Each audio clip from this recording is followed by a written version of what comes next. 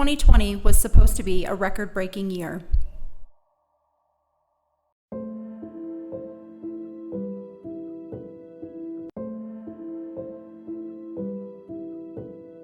On Wednesday night, March 11th. I had an event first week of March. This was roughly around March 10th or so. The virus is over there. It's in a different country. It's not here. It's not going to affect me. My twins were home for spring break and they got an email from the university.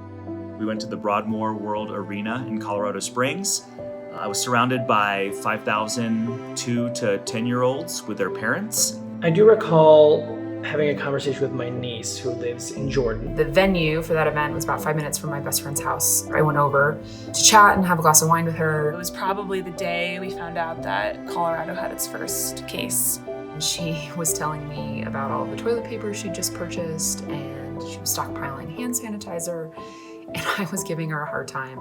We got another email that said, just kidding, we're doing online classes for the rest of the semester and you need to be moved out of the dorms. That feels so long ago that I was in a large arena with thousands of people enjoying a live concert. She had sent me a video of the sirens going off in the capital city of Amman. Those sirens were indicative of telling people it's time to go and shelter in place. Yeah, about a week later, things got real for me, and I realized how wrong I had been.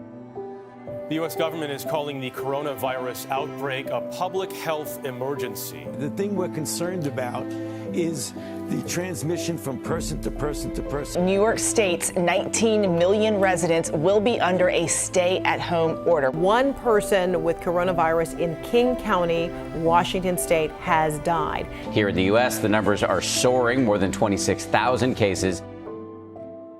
Just sitting on there on a Thursday night, whenever it was, watching a basketball game after a long week.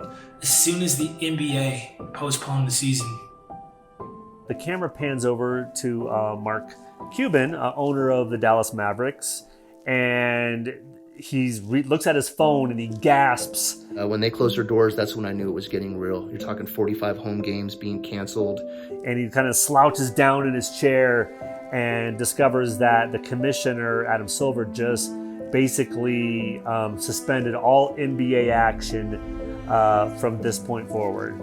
I knew that within the hour, the season would be suspended. So we're learning that March Madness has been canceled. The NCAA just putting out a statement. Reports from an IOC member that the 2020 Tokyo Olympics will be postponed until next year. This is a circumstance in the United States, Stephen A., that is going to last a lot longer than I think most people have gotten their minds around its reality.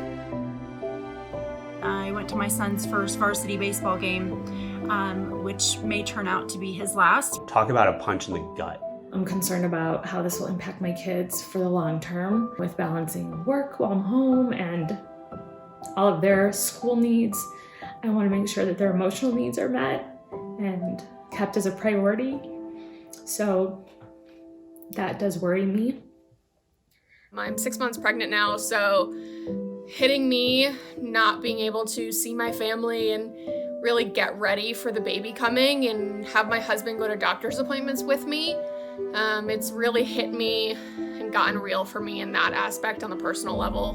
We had a really big discussion about finances and where's money coming from, where is our backup money, what are we doing for childcare, what are we doing to keep ourselves safe. My kids have a game face. What I see on the outside does not fully reflect their struggles and their feelings on the inside.